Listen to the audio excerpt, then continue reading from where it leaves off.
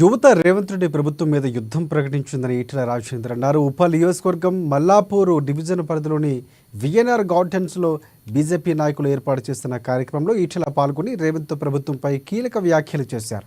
కాంగ్రెస్ ప్రభుత్వం ఏర్పడగానే 2 లక్షల ఉద్యోగాలు క్యాలెండర్ ప్రకటిస్తామని చెప్పి ఇప్పటికీ ఇవ్వలేదని విమర్శించారు. దీంతో నిరుద్యోగుల్లో అలజడి నెలకొందన్నారు.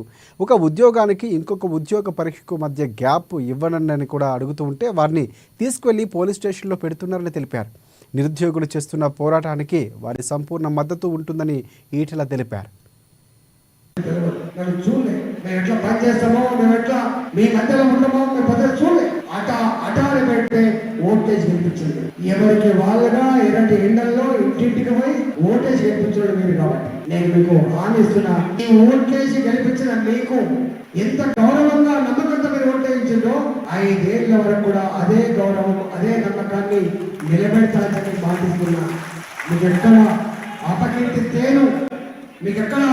తేను ఈటల అనేవాడు ఎక్కడ కొట్లాడితే అక్కడ ఉంటాడు. ఈటల అనేవాడు ఎక్కడ న్యాయం ఉంటే అక్కడ ఉంటాడు.